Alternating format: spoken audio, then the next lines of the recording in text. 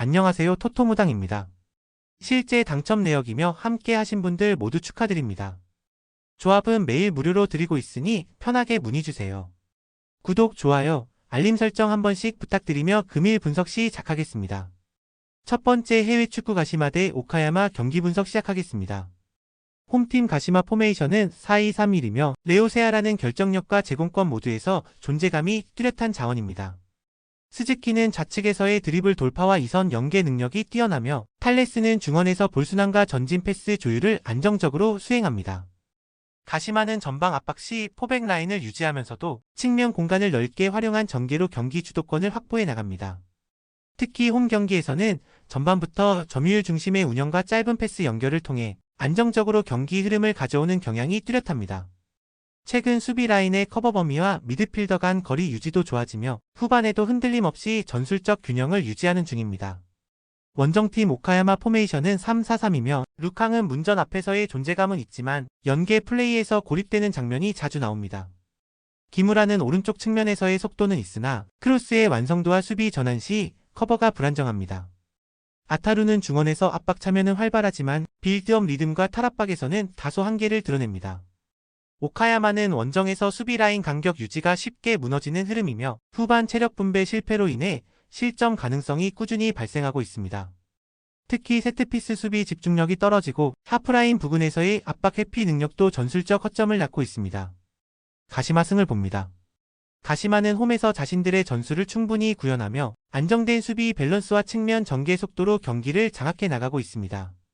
오카야마는 원정에서 구조 붕괴와 체력 분산 실패가 반복되는 가운데 후반 뒷공간 노출 리스크가 매우 큽니다. 이번 경기는 가시마가 주도권을 확보하고 실점 없이 마무리할 수 있는 전술적 흐름으로 전개될 가능성이 높습니다. 두 번째 해외 축구 시미즈 대 가시와 경기 분석 시작하겠습니다. 홈팀 시미즈 포메이션은 3-4-3이며 키타가와는 문전 앞에서의 결정력과 움직임의 유연성이 돋보이는 스트라이커입니다. 이누이 다카시는 좌측 측면에서 컷인과 드리블 전개를 반복하며 하프스페이스 침투에서 위협적인 장면을 꾸준히 만들어냅니다. 마테우스 부에노는 중원에서 볼 간수와 전개 연결해서 안정감을 제공하며 빌드업 흐름을 부드럽게 이어주는 역할을 맡고 있습니다. 시미즈는 빠른 패스 템포와 전진 방향성이 강한 전개 구조를 통해 상대 수비 라인을 강하게 압박하는 구조를 반복합니다.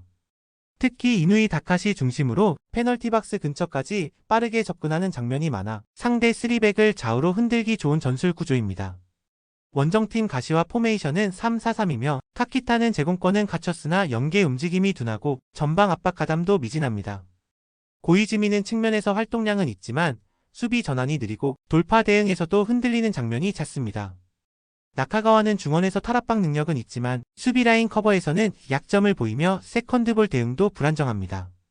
가시와는 3백 기반의 운영을 반복하고 있지만 상대가 빠른 침투를 시도할 경우 수비라인이 쉽게 벌어지는 경향이 있습니다. 특히 중원과 수비 사이 간격 조절에 실패하며 하프 스페이스를 내주는 장면이 반복되고 있고 이로 인해 실점 루트가 고정화되고 있습니다. 시미즈 승을 봅니다. 시미즈는 전술 구조의 응집력과 공격 전개 속도 모두에서 안정적인 흐름을 보여주고 있으며 이누이 다카시 중심의 전개 루트는 가시와 수비진을 강하게 흔들 수 있는 핵심 축입니다. 수비 간격 유지 실패와 커버 타이밍 문제를 노출하고 있는 가시와로서는 경기 전체를 버티기 어려운 시나리오입니다.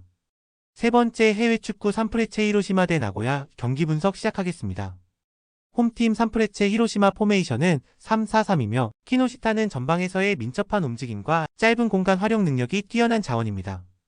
가토는 측면에서 빠른 오버래핑과 크로스 타이밍을 통해 공격 전개에 적극적으로 가담하고 있으며 가와베는 중원에서 메잘라 역할을 수행하며 하프스페이스 침투와 볼 간수 능력 모두에서 전술적 중심축 역할을 하고 있습니다. 히로시마는 중원에 볼을 끌어들인 뒤 좌우 하프스페이스를 공략하는 전술을 반복적으로 실행하고 있습니다. 특히 가와베의 침투 타이밍과 포지셔닝 감각은 나고야의 수비 구조를 뒤흔들 핵심 포인트로 작용하고 있습니다. 원정팀 나고야 포메이션은 3-4-1-2이며 마테우스는 역습 상황에서 위협적인 드리블은 가능하지만 전체 흐름 속 연결은 다소 단조롭습니다. 나가이는 활동량이 많은 스트라이커지만 측면에서 제공되는 볼에 대한 위치 선정이 부정확한 경우가 잦습니다. 모리시마는 중원에서 연결고리 역할을 수행하고 있으나 볼 간수 후 탈압박과 패스 선택지에서 기복이 있는 편입니다. 나고야는 3백 간 수비 간격 조절에 어려움을 겪고 있으며 특히 박스 옆 공간으로 이어지는 하프스페이스 침투에 취약합니다. 수비 라인이 낮게 형성될 경우에도 커버 타이밍이 늦고 전환 시 대형 복구 속도가 느려 대응이 지체되는 흐름입니다. 히로시마 승을 봅니다. 히로시마는 가와베의 메잘라 전개를 중심으로 박스 진입 루트를 다양화하고 있으며 중앙에서 측면으로 이어지는 타이밍 또한 매끄럽게 맞물리고 있습니다. 수비 간격 유지와 커버 타이밍에 불안한 나고야로서는 이러한 공격 전술을 끝까지 버텨내기 어려운 흐름입니다.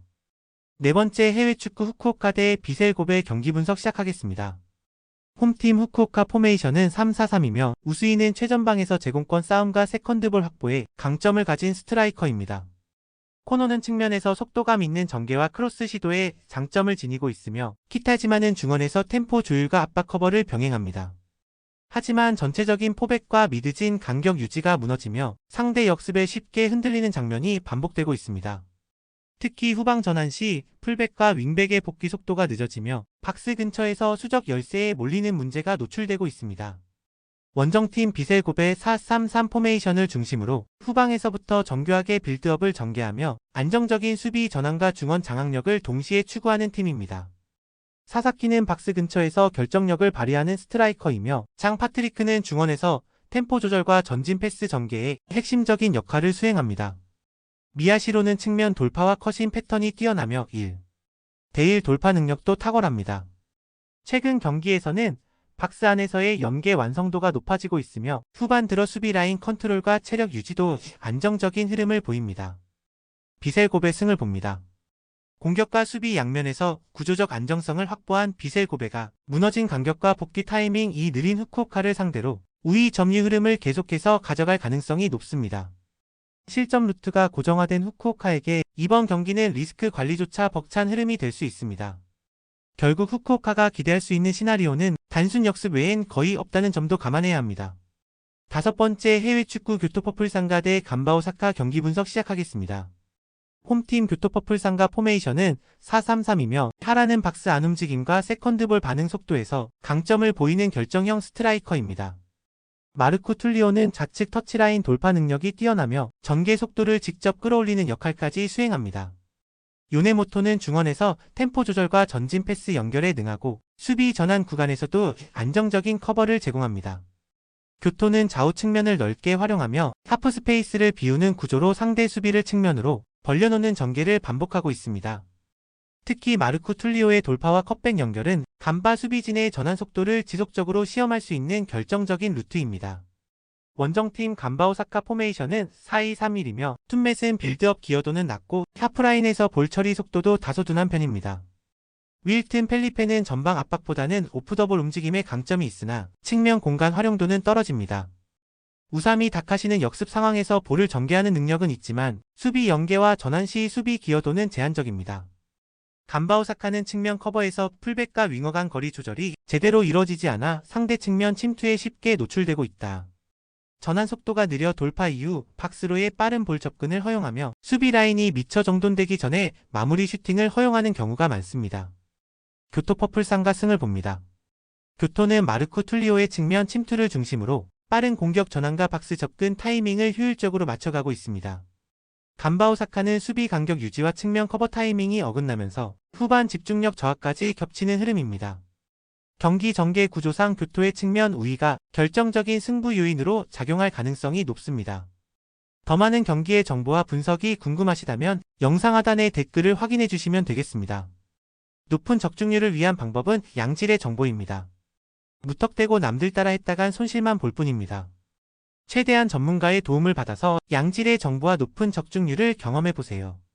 주저없이 유튜브 여러 전문가의 도움을 받아보시는 걸 추천드리고 당장 수익을 위해 가입비 내고 이용하는 곳에서 절대로 이용하시지 마시고 유튜브 여러 영상을 참고하셔서 베팅하시는 걸 추천드립니다. 오늘도 영상 시청해주셔서 감사드리고 건승하는 하루 되시길 바랍니다.